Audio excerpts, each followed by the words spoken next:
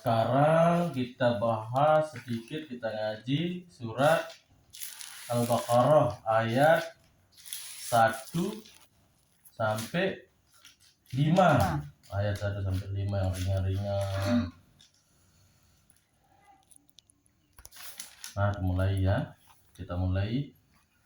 A'udzu billahi minasy syaithanir rajim. Bismillahirrahmanirrahim. Alif lam.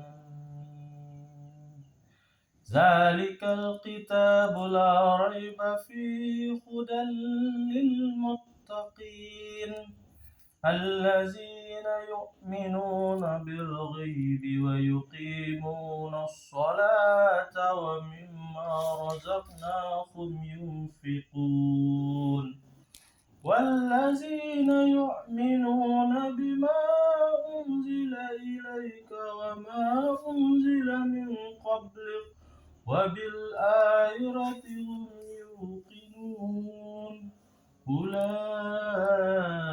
ala hudan min rabbihim wa ulaika humul muflihun. Kita akan bahas artinya. Kita akan pakai kajian ilmu huruf ini di alif lam mim saja, soalnya di sini tidak ada artinya. Alif lam mim. Makna alif lam mim di sini kalau kita lihat di terjemahannya tetap dia disebut alif lam mim, karena alif lam mim ini sebenarnya yang tahu betul maknanya hanya Allah. Tapi kalau kita menggunakan kajian huruf, di sini ada 3 huruf dan ada tanda-tanda apa namanya ini yang atasnya mat. Nah, ini di sini dia sebut alif lam mim. Kalau kita ke alif ini bermakna begini.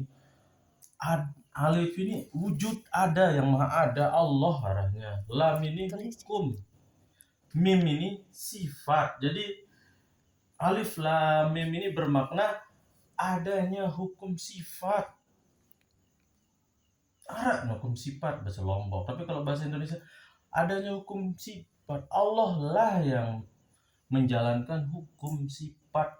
Allah lah yang nyata pada setiap hukum sifat. Allah doang sebenarnya, Allah saja sebenarnya yang nampak, yang jelas, yang tersaksi. Terus di sini zalikal kitabu la raiba fihi hudan lil muttaqin.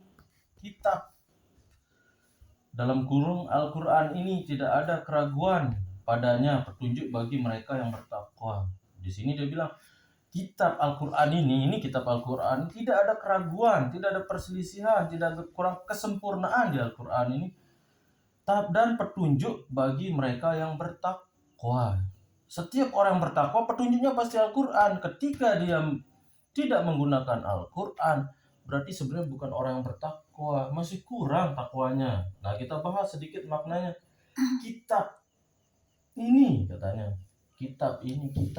Sebenarnya kalau kita kembalikan kitab ini, kita perjalanan kita masing-masing, takdir kita. Misal saya Soekarno, terus Fatmawati, namanya sama tapi jalan ceritanya berbeda, namanya berbeda, jalan. Nah, Al-Qur'an ini jika dibaca oleh orang-orang lain, maka maknanya berbeda-beda. Dalam artian begini, kitab ini kembali ke diri kita. Apa yang saya rasakan ini tidak ada keraguan. Saya lapar hari ini, anak saya hari ini dia main. Itu kitab Allah. Kenapa anak saya main tapi tidak saya perhatikan? Anak di situ apa makna anak? Kebenaran yang nyata. Berarti hari ini saya lalai dengan kebenaran saya yang nyata. Saya sibuk mungkin sama kerjaan saya. Kebenaran kerjaan ini ketika kita tidak lupa. Jadi kitab Al-Qur'an ini tidak ada keraguan padanya dan petunjuk bagi mereka yang bertakwa. Berarti kita harus mawas diri. Kayak tadi Ica pergi main, mamanya, kakaknya bingung cari. Nah, berarti di situ kita sedang melalaikan kebenaran tadi. Petunjuk untuk kita berarti saya harus merubah sesuatu di dalam menjalankan aktivitas setiap hari. Kalau saya berjahit, apa yang kurang? Kalau saya ke kantor, apa yang kurang? Kalau saya di dapur, apa yang kurang lebih gitu. Bisa masuk? Terus allazina yu'minuna bil ghaibi wa yuqimuna as-salata wa mimma razaqnahum yunfiqun. Mereka yang beriman kepada yang gaib, yang mendirikan sholat dan menafkahkan sebagian rizki yang kami anugerahkan kepada mereka. Jadi maksudnya kitab Al-Quran ini adalah petunjuk bagi mereka yang beriman, yang bertakwa beriman kepada yang gaib. Mana yang gaib? Besok pagi contohnya. Gaib kan besok pagi kita tidak tahu sampai ketemu enggak kita besok pagi. Atau nanti berapa jam lagi masih hidup kita enggak, kan gaib. Nah, termasuk Allah kan maha gaib, tapi juga maha nyata kan. Makhluk gaib seperti jin gaib kan, malaikat juga gaib kan. Gaib enggak? Nah, di situ mereka yang beriman dan mendirikan sholat. Apa itu mendirikan sholat? Mengerjakan sholat itu sholat yang 5 waktu dan sholat-sholat sunat. Tapi mendirikan sholat itu adalah kita yang setiap saat tersaksi sholat. Apa itu sholat?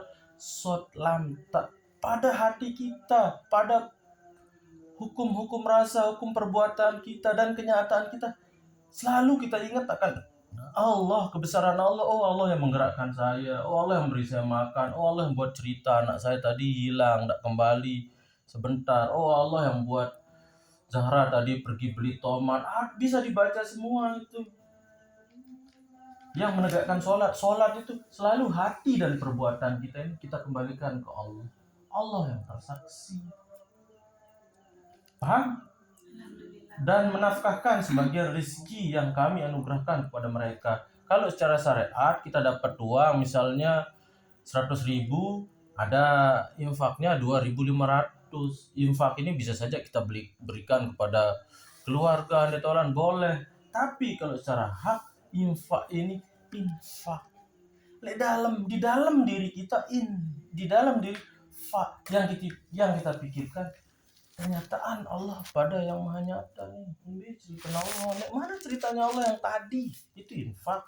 Mau kita berpikir tentang kebenaran keadaan Allah, kenyataan kebenaran yang Allah zahirkan.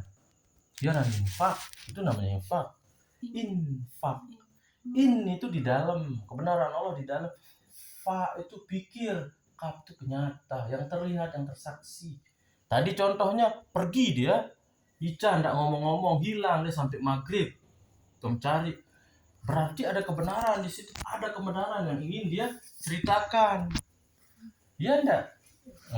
Ini Pak. Terus wallazina yu'minuna bima unzila ilaika wa ma unzila min qablik wa bil akhirati hum yuqinun.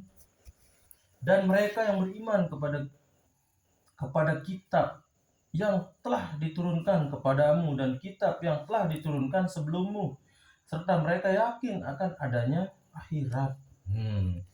Mereka yang beriman, sudah jelas mereka yang beriman yang kepada Al-Quran dan yang telah diturunkan kepadamu dan kitab-kitab sebelum Al-Quran, Taurat, Zabur, Injil, jelas kan? Taurat, Zabur, Injil, lauh-lauh, kitab-kitab, lauh Ibrahim, lauh-lauh yang lain. Nah, di sini sudah jelas, tapi serta meyakini akan adanya akhirat. Apa itu akhirat? Apa itu akhir? Perjumpaan. Di sana ada perjumpaan hari akhir, di sini pun ada akhir cerita. Ini contohnya hari akhir. Setiap segala sesuatu nyata Allah di situ. Nah, kenapa kita harus kenal betul Allah, paham betul mana kalamnya Allah yang bernama Allah. Siapa Tuhan kita yang bernama Allah? Harus kita kenal. Tidak mungkin kita saksikan seperti kita menyaksikan benda-benda ini. Tapi di sanalah kita butuh sholat dari hati, dari hukum rasa menuju hukum perbuatan dan hukum kenyataan. Tajali dia, tersaksi dia, terlihat dia. Nah, dan mereka yang beriman kepada kitab yang telah diturunkan kepadamu, mereka yang beriman, setiap sifat mereka mensifat, setiap sifat-sifat yang nyata tadi, hilangnya Ica, terus Zahra pergi beli tomat, kamu sholat, itu kita harus yakini di situ itu adalah cerita dari Allah untuk kita dan yang telah diturunkan dan kitab yang telah diturunkan sebelummu, sebelum terjadi yang itu tadi yang sudah lewat. Kita yakin semua Allah yang atur. Masa kecil kita, masa sebelum kita punya anak, masa-masa itu yakin kita Allah yang atur. Serta mereka yakin akan adanya akhirat dan kita yakin akan adanya akhirat. Apa akhirat? Akhir. Apa akhirat maksudnya kalau kita gunakan kajian huruf? Akhirat. Akhirat. Itu Allah yang nyata, Allah yang terlihat. Allah di dalam diri. Rahmat Allah yang nyata, yang tajali pada yang kita lakukan nih. Ini kan saya enggak pernah ini mau kesini, enggak tahu cerita gimana, tiba-tiba balik hati. Kita lihat Zahra sama Ica, kayaknya dia sudah nakal Ica tadi. Oh ayo, ternyata betul baru hilang deh tadi, enggak dikasih tahu mamanya, enggak boleh ya. Nah, itu akhirat ujungnya Allah lah di situ yang nyata. Cerita Allah itu untuk memberitahu kita, nyata dia Allah tentang itu. Nyata enggak? Nyata dia Allah tentang itu. Akhirat itu perjumpaan yang nyata. Hari besok, hari akhir segala hari adalah ketika yang tersaksi adalah Allah. Itulah akhir segala hari. Tapi kalau kita belum menemukan Allah, hidup kita lontang-lantung. Akhir dari segala sesuatu adalah kebahagiaan kalau kita beriman dan bertakwa kepada Allah. Tapi kalau kita tidak beriman dan bertakwa kepada Allah, tidak beres. Ulaika la hudam min rabbihim wa ulaika humul muflihun. Mereka itulah yang tetap mendapatkan petunjuk dari Tuhan mereka dan mereka lah orang yang beruntung. Nah, orang-orang yang beriman seperti tadi selalu akan diberi petunjuk. Ada kesalahan seperti Ica tadi, seperti apapun kesalahan, Allah akan memperbaiki jalan kita setelah kita menyadari. Tapi kalau kita tidak sadari, kita ngotot tetap, intinya tidak akan diperbaiki, akan terus turun peringatan dari Allah. Betul enggak? Nah, kalau kita sudah sadar, beriman bahwa semua itu cerita Allah untuk kita perbaiki diri, maka orang-orang yang demikian akan termasuk dalam golongan orang-orang yang beruntung. Sadaqallahul azim. Ada pertanyaan? Terus Zara? Tidak ada pertanyaan? Ica tidak ada pertanyaan? Dia nak ngimpi nane? Mana masih wah nakal jaga deh. Ya sudah. Apa impi Ica? Sadaqallahul azim. Apa impi Ica itu enggak?